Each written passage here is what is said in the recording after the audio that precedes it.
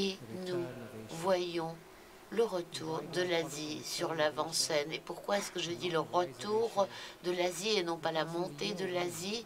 Eh bien, parce que de l'an 1 à l'an 1820, pendant 1800 ans des 2000 années passées, les deux plus grandes économies du monde ont toujours été la Chine et l'Inde.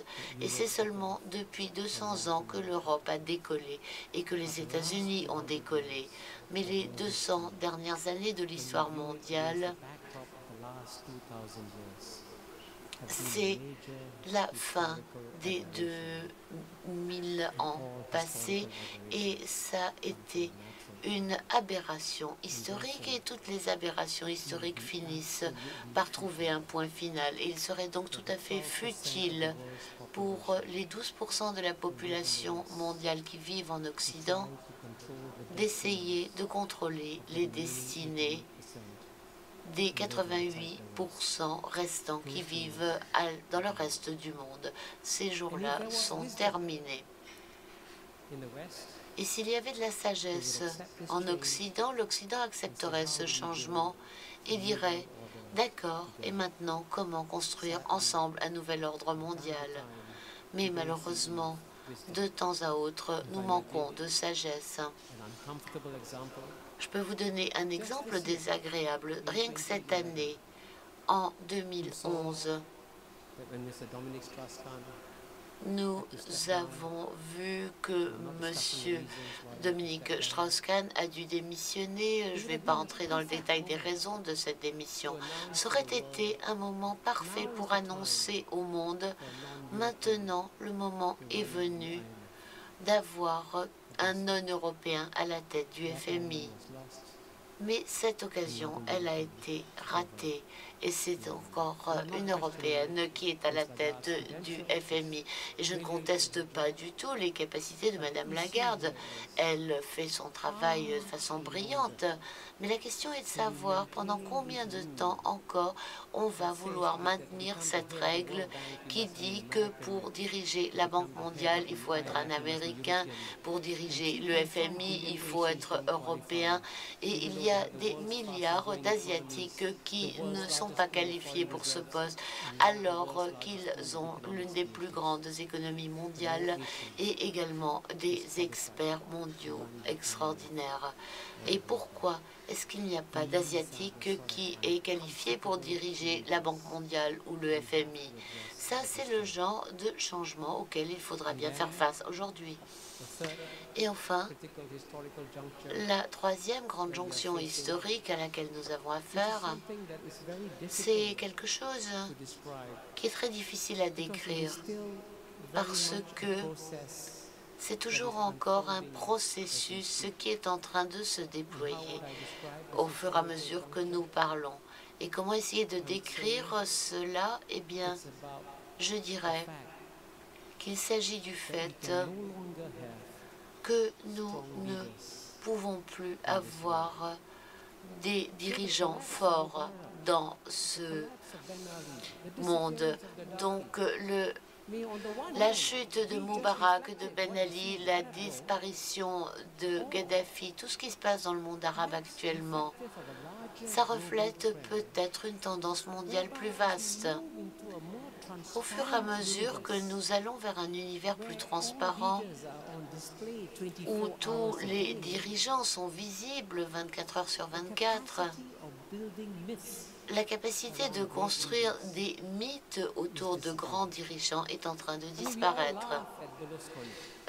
Berlusconi nous fait tous rire avec ce qu'il fait. Mais souvenez-vous d'un autre grand dirigeant, John F. Kennedy. S'il vivait aujourd'hui, vous auriez le même genre d'histoire autour de lui. Et le mythe de John F. Kennedy disparaîtrait. Donc, même si on compare la situation il y a 20 ans avec Ronald Reagan, Margaret Thatcher, Monsieur le chancelier Kohl, etc., c'était des dirigeants forts parce qu'on vivait dans une époque où l'esprit du temps a cultivait encore le mythe du dirigeant fort. Mais aujourd'hui, il y a tellement de transparence. Nous voyons si clairement les faiblesses de tous nos dirigeants et nous ne pouvons plus construire le mythe du grand dirigeant. Donc, première jonction historique, nous avons besoin de plus en plus de gouvernance mondiale. Et la troisième jonction historique, nous en avons de moins en moins. Et donc, si l'on met ensemble les trois jonctions historiques dont je viens de parler, il ne faut pas s'étonner de l'anxiété que nous ressentons par rapport à notre avenir. Donc, pourquoi est-ce que je suis si optimiste par rapport à notre avenir? Eh bien, je le suis parce que le monde, aujourd'hui, est tombé d'accord sur ce que j'appellerais trois consensus mondiaux. Je ne sais pas si on dit consensus également au pluriel, mais en tout cas, ils sont au nombre de 3. Et chacun de ces consensus transforme profondément notre monde à une vitesse sans précédent dans l'histoire humaine. Et quels sont ces 3 consensus? Consensus numéro 1, c'est ce que j'appellerais le consensus de la modernisation. Le consensus de la modernisation explique pourquoi des milliards de gens dans le monde entier, et notamment en Asie, sont arrachés à la pauvreté et pourquoi la marche vers la modernité traverse toute l'Asie. Je vais vous donner des statistiques. Aujourd'hui, il y a 500 millions de personnes dans la classe moyenne en Asie. En 2020, dans 9 ans, ils seront 1,75 milliard de personnes et en 2030, 3 à 4 milliards de personnes en Asie. Imaginez cela. Un monde avec 3 milliards d'Asiatiques de classe moyenne qui partagent les mêmes rêves, les mêmes ambitions et qui veulent que le monde reste stable et pacifique. Et ce monde, c'est le monde qui vient. Et je peux vous donner une autre bonne nouvelle, surtout pour ceux d'entre vous qui vivez en Occident, qui vous inquiétez tous les jours de ce qui se passe dans le monde islamique, vous vous inquiétez des transformations du monde islamique. Et la bonne nouvelle que j'ai pour vous, c'est que cette marche vers la modernité qui balaye toute l'Asie, elle atteint l'Asie de l'Ouest, elle atteint l'Afrique et elle va atteindre le monde islamique. Et la raison pour laquelle la modernisation asiatique peut transformer le monde islamique, eh bien, c'est parce que par le passé, le monde islamique pensait que modernisation égale occidentalisation et il ne voulait pas d'occidentalisation. Mais lorsqu'il voit la modernisation asiatique, il voit qu'on peut se moderniser sans s'occidentaliser. Et cela crée de nouvelles possibilités et cela va transformer le monde. Donc le consensus de la modernisation va rendre le monde meilleur. Le deuxième consensus, c'est le consensus de la paix. Et là, je suis absolument choquée que personne n'ait mentionné le nombre de gens qui meurent dans des guerres entre des États est le plus faible qui ait jamais été dans l'histoire humaine. Les gens ne meurent plus dans les guerres entre les pays. Pourquoi? Parce que les gouvernements dans le monde entier, Asie, Afrique, Europe, ont appris que la guerre est futile.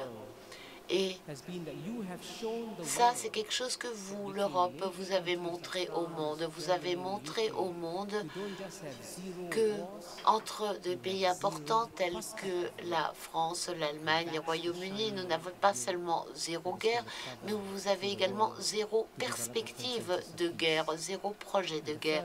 Et ça a montré quelque chose au monde entier. Et le troisième consensus, c'est le consensus du village mondial.